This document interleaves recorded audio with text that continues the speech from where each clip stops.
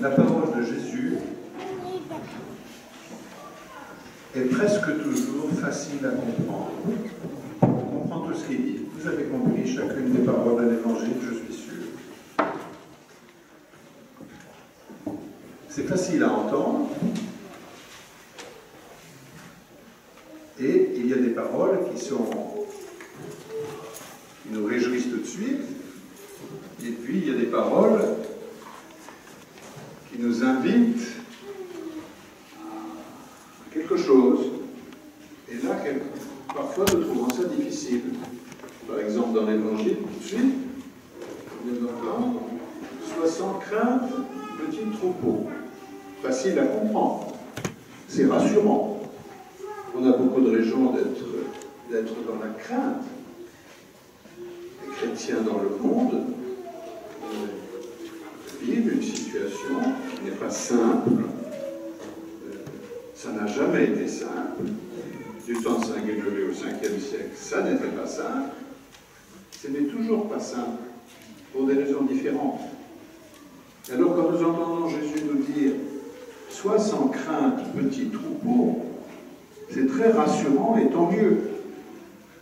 Ça veut dire que la grâce de Dieu, l'amour de Dieu, voilà, est là, qui fait attention à nous et qui nous inspire et qui nous donne sa vie. Sois sans crainte. On a tellement de raisons de craindre. Petit troupeau. Bien sûr, l'église Saint-Guénolé n'est pas aussi grande qu'une cathédrale. Mais, aujourd'hui, elle est pleine.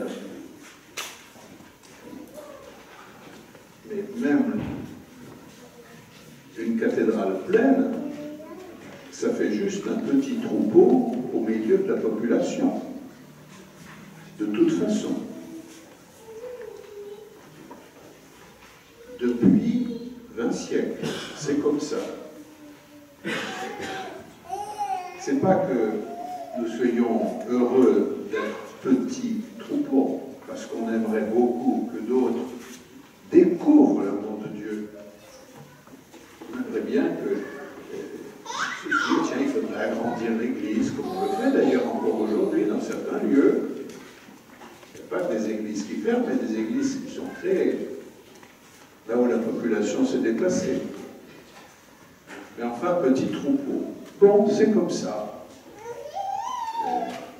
Et il ne faut pas jouer à ceux qui sont un grand troupeau, en faisant comme si on était un grand troupeau et comme si on dirigeait et qu'on pouvait diriger la société. On voit bien que ce n'est pas possible et c'est pas comme ça que ça se passe. Petit troupeau. Mais alors, c'est ce qui vient après qui est compliqué. Parce que tout de suite, Jésus dit, après nous avoir dit, votre Père a trouvé bon de vous donner le royaume, ben oui, il vous donne le royaume. D'abord, il vous fait entendre sa parole. Ensuite, il va vous donner son corps et son sang. Ensuite, il va vous donner l'amour, la foi, la charité. Il va vous faire entrer dans sa vie, dans son monde, le monde de Dieu, qui consiste à être un monde d'unité, de paix, de charité entre les hommes. Donc il est en train de construire ça. Le royaume de Dieu se construit jour par jour. Dieu est patient. Il reprend avec nous à chaque époque, à chaque génération, il faut recommencer. Et à chaque génération, on recommence. Et alors, c'est ce qui vient après, qui est difficile à comprendre tout de suite. Vendez ce que vous possédez, donnez-le en aumône. Faites-vous des bourses qui ne s'usent pas, là où le voleur n'approche pas, où il n'y a pas de mine. Et alors, tout de suite, pour bien comprendre, là où est votre trésor, là aussi sera votre cœur. Souvent, j'entends des personnes me dire « Mais je ne sais pas si j'ai la foi. Est-ce que j'ai la foi ?» C'est une bonne question. Bien, la réponse à cette question, vous pouvez vous la donner à vous-même. Si vous vous demandez « Est-ce que j'ai la foi ?» demandez-vous en même temps « Est-ce que dans mon cœur, il y a encore un peu d'amour gratuit pour quelqu'un ?»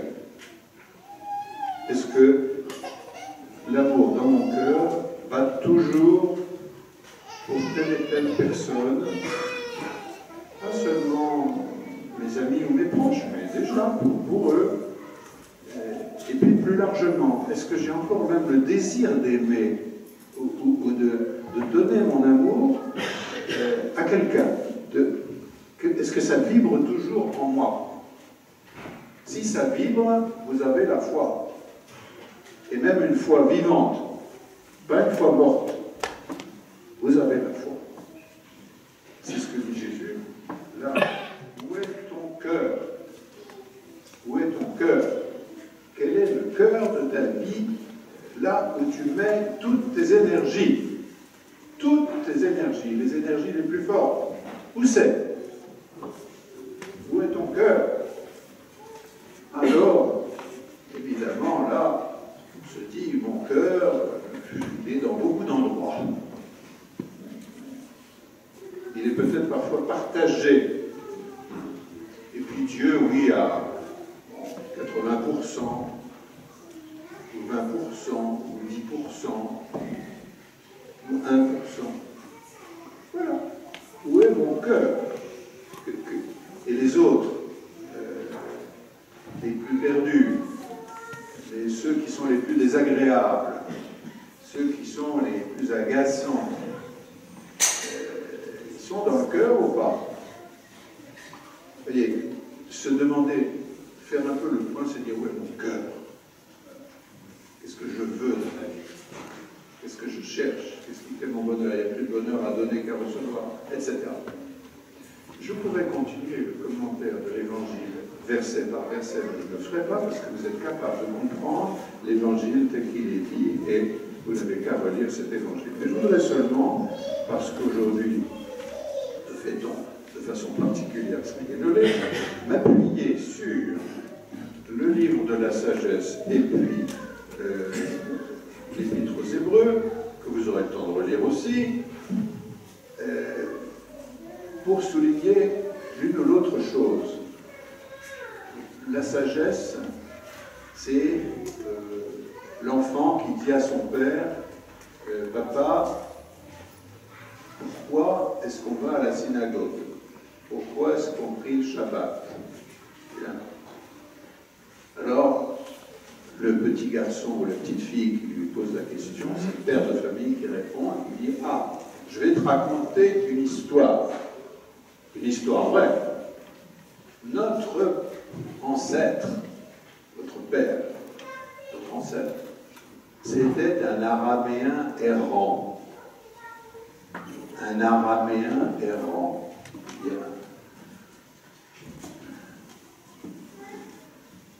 Un pauvre gars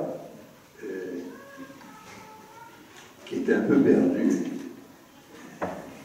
mais qui savait qu'il allait vers un pays qui lui avait été promis, Abraham, etc.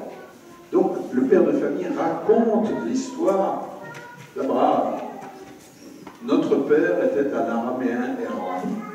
Notre père n'avait pas tous les biens que nous avons, nous, etc. Non, c'était un pauvre, c'était un pèlerin, un peu locteux, un peu perdu dans le monde, qui avançait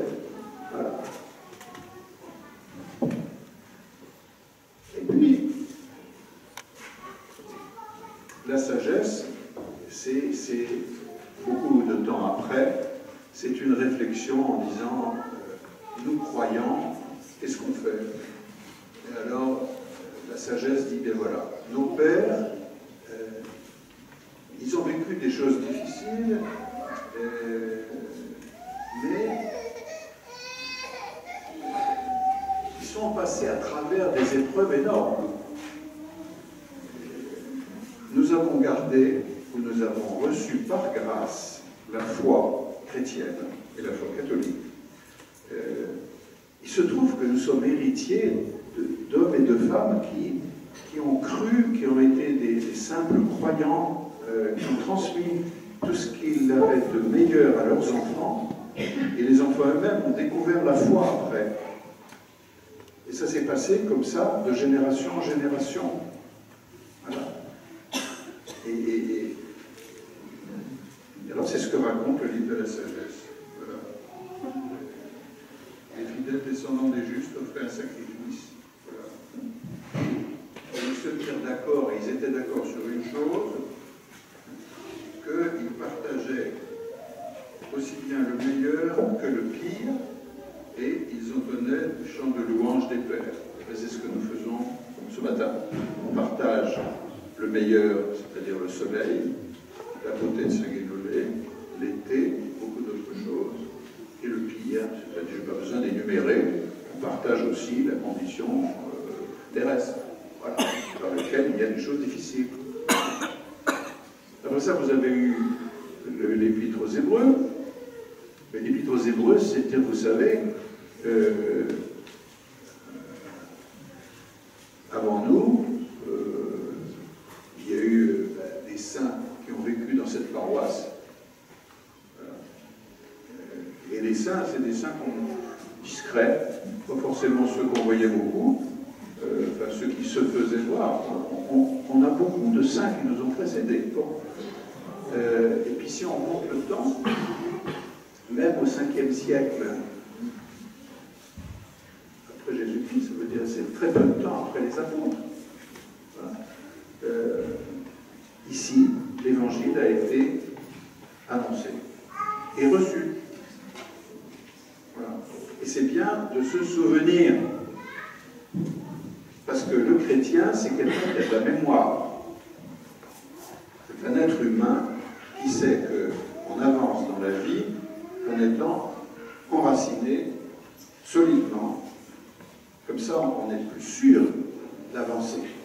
Quelqu'un qui n'a pas de racines ne peut pas avancer. Ou plutôt, pour prendre l'image, un arbre qui n'a pas de racines ne peut pas pousser.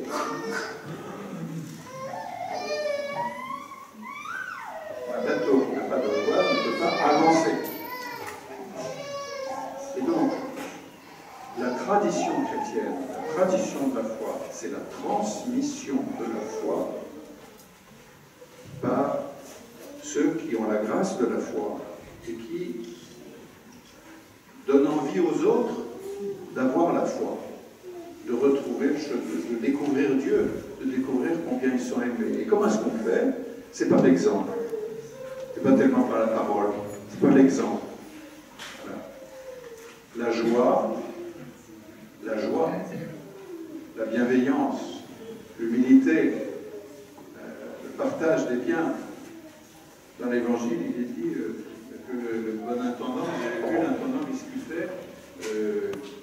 Il se débrouille pour que tout le monde ait à manger. Voilà. C'est ce qui est dit dans l'Évangile.